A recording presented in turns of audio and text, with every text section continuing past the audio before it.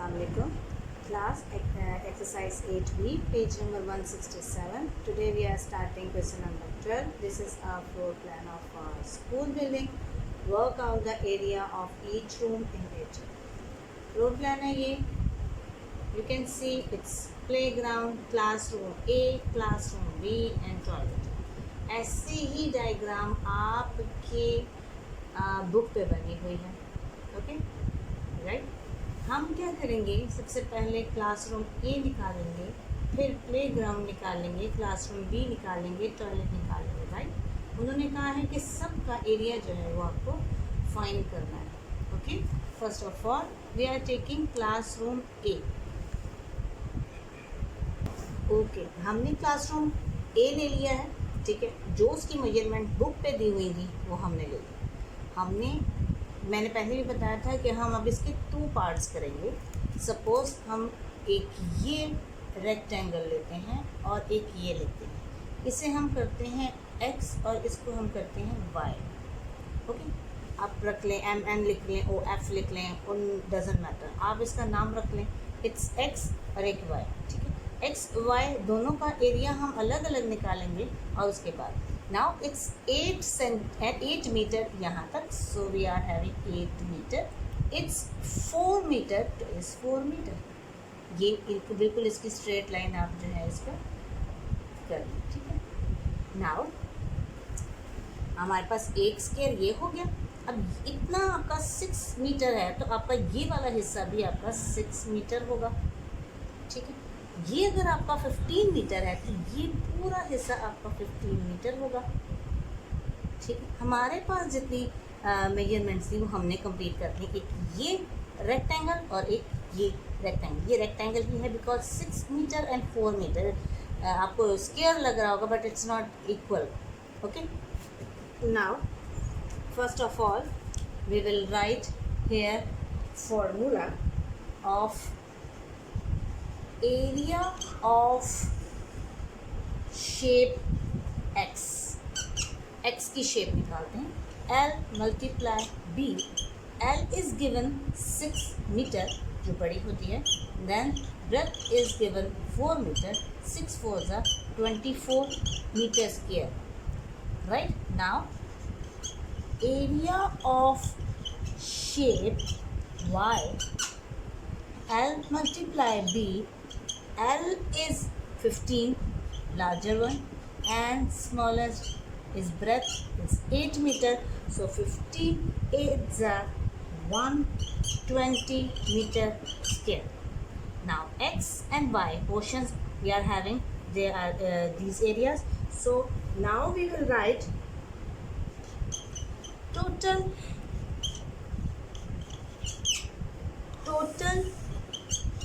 area of classroom A. It's A. अभी हमने B को फाइंड नहीं किया. is equal to x plus y. Right.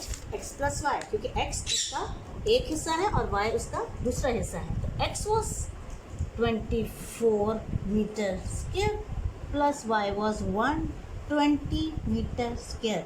So we get 144 metre square. Right. Okay. Classroom A के बाद हमने लिया है क्लासरूम बी. ठीक है. इसकी मेजरमेंट जो बुक्स में लिखी हुई हैं वो मैंने ऑलरेडी मेंशन कर दी हैं. जो नहीं लिखी हुई हैं वो हम खुद करेंगे. सपोज़ ये रेक्टेंगल हम अपना अलग लेते हैं और ये रेक्टेंगल हमने अलग ले लिया. ये इसके इक्वल है 8 मीटर. ये इसके इक्वल आ गया 3 मीटर. ये हमारे पास एक हो गया rectangle. Now it's 15 metre. So इसके बिल्कुल फ्रंट पे अगर हम ये स्क्वायर लेते हैं तो ये भी 15 मीटर रेक्टेंगल लेते हैं तो ये भी उसकी लेंथ जो ये आएगी. ब्रेथ 9.5 है तो ये बिल्कुल इसके इक्वल है, ऑपोजिट है, तो हम 9.5 मीटर इसका भी लेंगे. ठीक है. ये हमारे पास x की शेप आ जाती है. ये हमारे पास y की शेप आ जाती है. एक ही शेप में हमने 2 में डिवाइड कर लिया है. Right. So first of all हम x को लेते हैं. हमारे पास आता है area of area of shape x is equal to length multiply breadth. Length is given 15 meter, ठीक है, मल्टीप्लाई 9.5 मीटर, ठीक है। डेसिमल के साथ मैंने मल्टीप्लाई करने का बताया भी था। It's 142.5 metre square, right. Now area of shape y is length multiply breadth is equal to its length is 8 meter multiply 3 meter, breadth 3 meter, 8 3s are 24 meter square, correct। now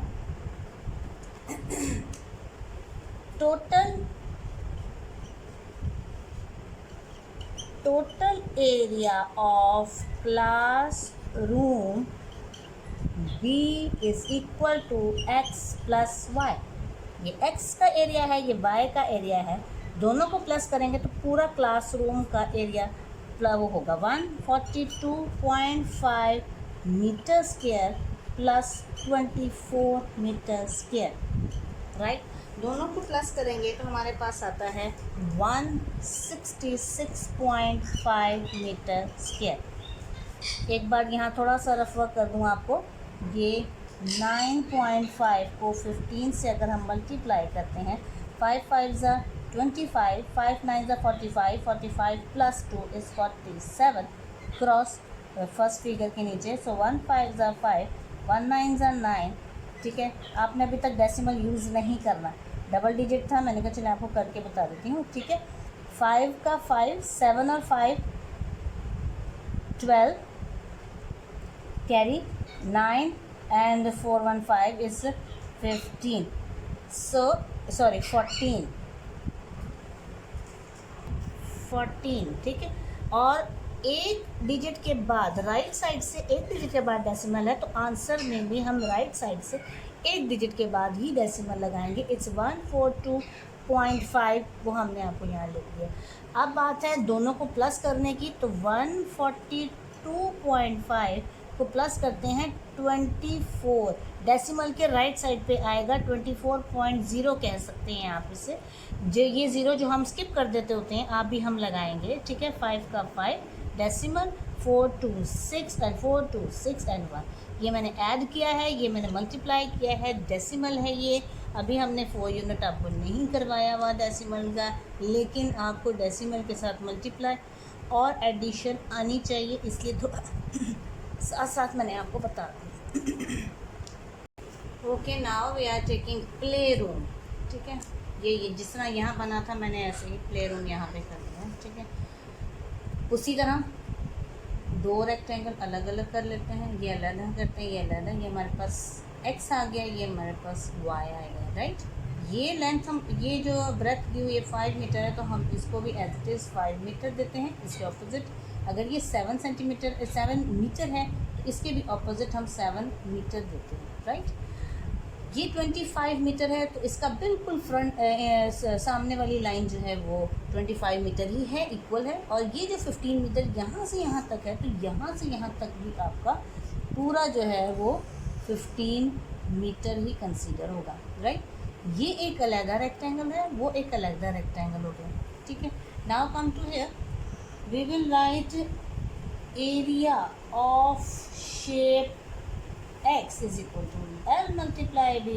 length is x हमारे पास, हमने ऊपर वाला दिया था, length हमारे पास बड़ी है, वो है 7 मीटर, और ब्रेथ हमारे पास छोटी है, इस 5 मीटर, 7 5 35 मीटर स्क्वायर। एरिया है, स्क्वायर में ही आएगा, right. Now next one is area of shape y। L multiply B, formula is must keep in mind. 25 metre बड़ी में, और small breadth is 15 meter, so 25 meter multiply 15 meter is 375 meter square, correct। After that total area of play room is equal to x plus y, x plus y। x हमने found किया था, it's 35 metre square plus 375 metre square, right. दोनों को plus करेंगे तो हमारे पास आएगा 410 metre square. Same method जिस तरह क्लासरूम का निकाला ए का, क्लासरूम बी का निकाला, इसी तरह प्ले रूम का निकालेंगे। एक्स में डिवाइड करें, वाई में डिवाइड करें। आप एक्स वाई एक वो पक्का नहीं है कि आपने यही नाम रखना है, सो यू कैन चेंज, आप कुछ और रख सकते हैं, सी बी, जो भी आपको रखना है, जो आपको कन्वीनियंट लगे। 1 2 भी कर सकते हैं कि शेप 1 है, शेप 2 है। So find the area of shape 1, find the area of shape 2, दोनों शेप्स को आप करेंगे तो आपके पास टोटल जो है प्ले रूम का एरिया फाइंड हो जाएगा, राइट। क्लासरूम ए, क्लासरूम बी और प्ले रूम के बाद हमारे पास एक चीज़ रह गई, वो है टॉयलेट। ये हमारे पास छोटा सा टॉयलेट है, ये इसमें ना हम इसमें पोर्शन बनाएंगे ना कुछ, सीधा सीधा सा रेक्टेंगल है, इस 5 मीटर, सो इसका ऑपोजिट भी 5 metre is 7 metre, it's already 7 metre. So area of toilet, so it's L multiply B, length is given 7 meter, breadth is given 5 meter, so we are having 7 5s are 35 meter square, right। कोई x Y बनाने की ज़रूरत नहीं, because ये एक simple rectangle है, okay. Now अब हमारे पास जो आंसर है वो है the area of floor plan of a school building is, you can write classroom. A is equal to 144 meter square, right। Classroom B is equal to 166.5 meter square. Then play room is equal to 410 meter square, and last one is toilet is 35 meter square। सबका हमने बारी बारी turn by turn हमने जो है वो उसका area find किया है, और लास्ट में आपको मैंने टोटल बता दिया है कि ये जो स्कूल बिल्डिंग का जो एरिया है वो कैसे specifically A B, classroom A B और प्ले रूम और टॉयलेट में किस तरीके से डिवाइड हुआ है, राइट। ये इसकी पूरी क्या कहते हैं शेप थी। हमने उसको पोर्शंस में लेकर classroom A B, playroom, toilet सबको अलग अलग करके हमने उसका एरिया निकाला है। सो मैंने बंद कर दिया है। सो आप इसको बार बार देखें और माइंड में रखें और इसको कॉपी पे सॉल्व करें, इंशाल्लाह you will understand. Okay, now word problems. So question number 1 is given, rectangular field is 20 meter into 15 meter, what it is area। So already उन्होंने कहा है कि multiply करना है, so no problem। So we have to write over here, first of all length we will mention 20 meter and breadth we will mention 15 meter, and talking about area so we will write area of rectangular field is equal to length multiply breadth, we know that। So length is given 20 meter, breadth is given 15 meters, same वही जो question में mention किया था, it's 300 meter square। Keep in mind it's, we will write at the end, hence 300 meter square is the area of rectangular field, okay। very simple formula लगाएं, solve करें, right. Okay, the area of a fertile field is 512 meter square, यानी कि already area found है total fertile field का। So a square piece of field with the side 20 meter is used to plant potatoes। ठीक है, एक square shape में एक field का area है, portion है, length है उसकी दी हुई square shape में, So its length 20 meter. It is used to plant potatoes. वहाँ पे potatoes लगा. तो how much area is left unplanted? जहाँ पे पौधे नहीं लगे हुए, unplanted area कितना बाकी बचता है. ठीक है. फर्स्ट ऑफ ऑल हमें यहाँ पे ये तो एरिया है पूरे उसका. ठीक है. ये हमारे पास है. Its length is equal to 20 metre. किसकी लेंथ है? स्क्वायर शेप की. सो जब हम स्क्वायर शेप की बात करेंगे तो हमारा फॉर्मूला क्या होगा? Area of square piece of field, जहाँ पोटैटोज लगाएं, इट्स एल मल्टीप्लाई एल लिख लें, एल स्क्वायर लिख लें, no issue at all. It's 20 metre square, right? 20 metre multiply by 20 meter, so we get is 400 meter square. Right now अब हमारे पास क्या है? The area of a fertile field हमारे पास आता है 512 meter square, right? उसके बाद है the area of a square piece of field is equal to 400 meter square. दोनों एरिया से. अब उन्होंने पूछा how much area is left unplanted. So you will write, so the unplanted area is left. So वहाँ पे space नहीं है तो मैं यहाँ लिख रही हूँ 512 metre square minus 400 metre square. So we get 112 metre square. ये वो एरिया है जो अभी तक जहाँ पे अनप्लांटेड एरिया जिसे आप कहते हैं जो रह गया है. ठीक है. ये वो था टोटल फर्टाइल फील्ड थी. ये वो है जहाँ पे पोटैटोज लगाए हैं. ये उसका एरिया है. तो एरिया दोनों हैं, दोनों में से माइनस किया तो हमारे पास अनप्लांटेड एरिया हमने फाइंड किया है. Right. Okay. Question number 3 is if the area of a room is 270 metre square and its length is 80 metre, find its breadth. Right. So area of a room is equal to 270 meter square. Already area given है, find नहीं करना area. Okay. Now length जो given है वो है 80 metre और breath हमें क्या करना है? फाइंड. राइट. फार्मूला हमारे पास वही लगेगा.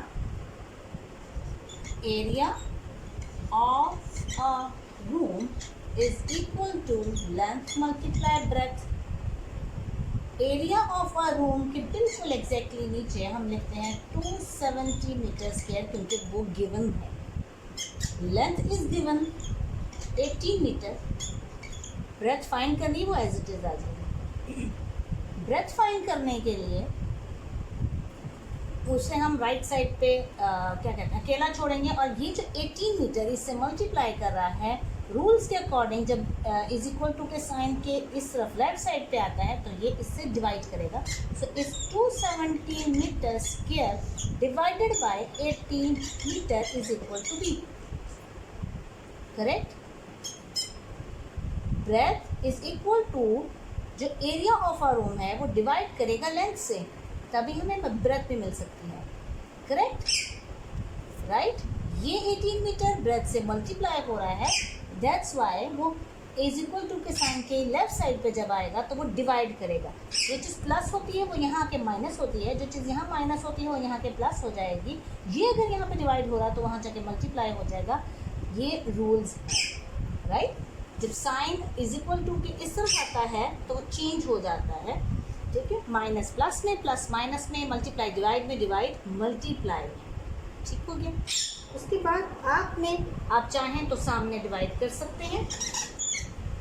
270 18 से डिवाइड करेंगे आपके पास आता है 81 सर 80 यू गेट 9, ऊपर से हटाना 0, 18, 5 सा 90। ये आप सोल्यूशन करते हैं। और ये अगर आप चाहें तो यहाँ पे भी कटिंग कर सकते हैं।